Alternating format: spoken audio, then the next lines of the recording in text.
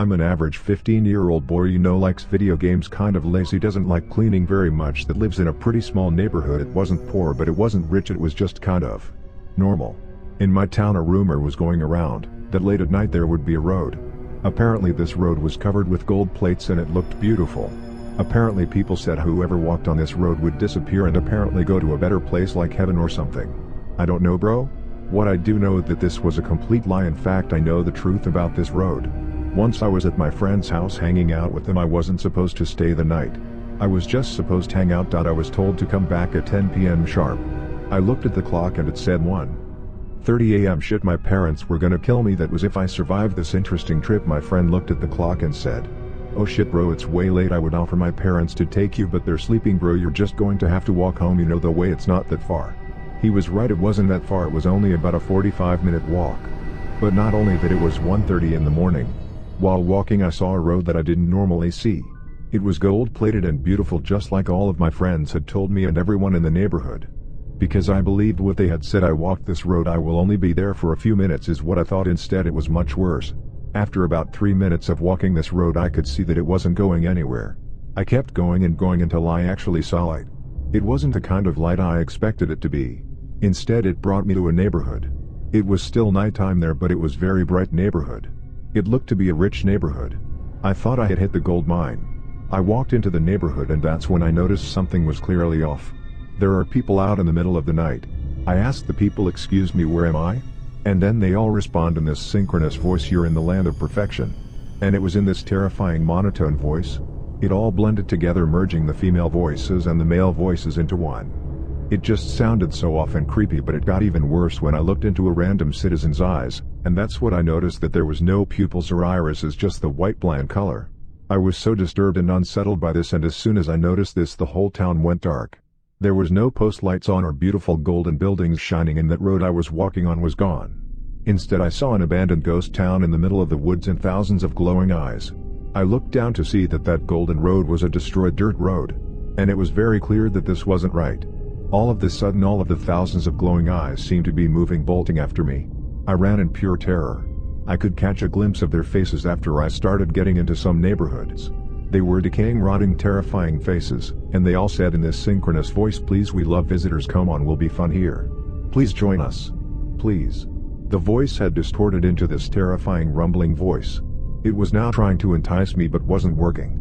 I ran back into my neighborhood and the thousands of glowing eyes had stopped chasing me. The door to my house was locked. I was panicking. I decided to break into my own damn house. What choice did I have? To let the glowing eyes take me and make me one of their own?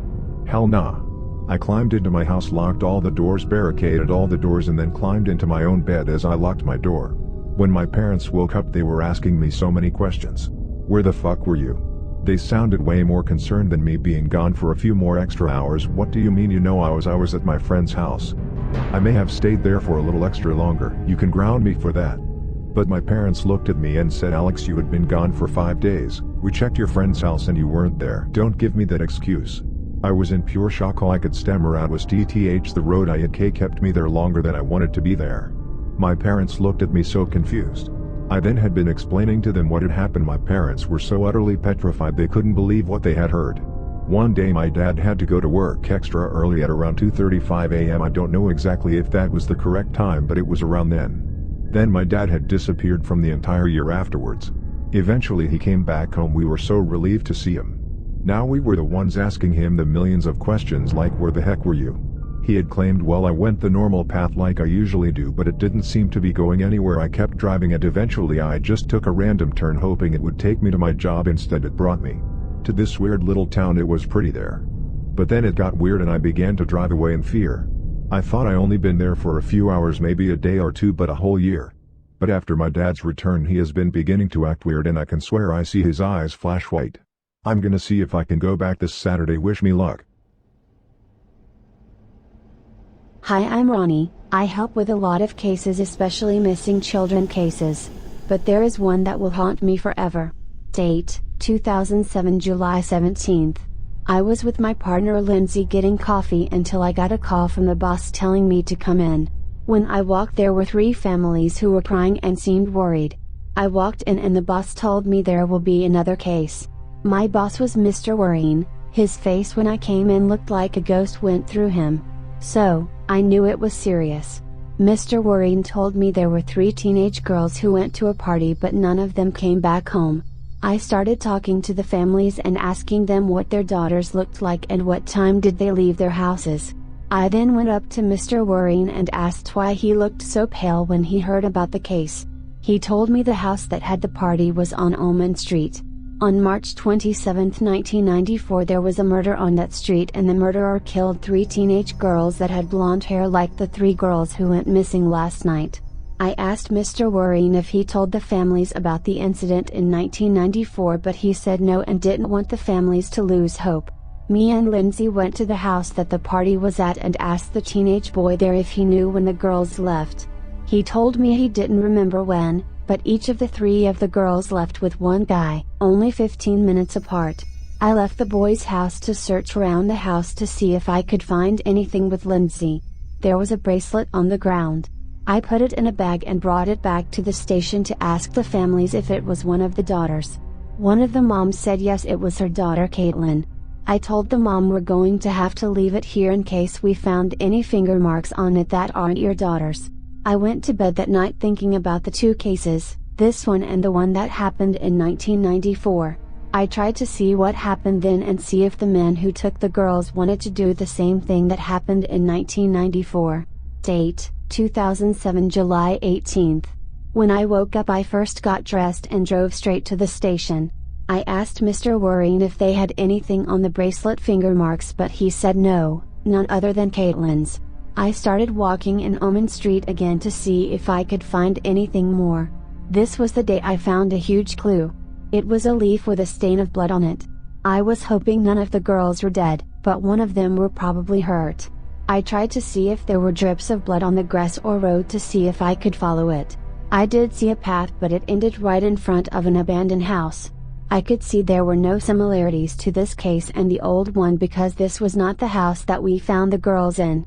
I told Lindsay to call for backup just in case anything happened. I walked in with Lindsay and it was so loud with silence, not even any noise outside. I began to walk further in the old house, to find myself at the bottom of the house. I looked up at the house to see blood dripping on my forehead. I heard a loud crash and it was one of the bodies of the girls that went missing. It looked like someone ripped this poor girl's heart out. There were flies on her eyes and bugs eating her inside. Lindsay screamed and started to tear up because of the indecent. I went to my walkie-talkie and called Mr. Worrying and tell him what happened until the thing that next happened will haunt me forever. I walked into a room to see one of the girls hanging from the ceiling with a rope tied to her throat gasping for air. I went to run up to her until a piece of the floorboard broke and landed on the floor somewhere far down, down.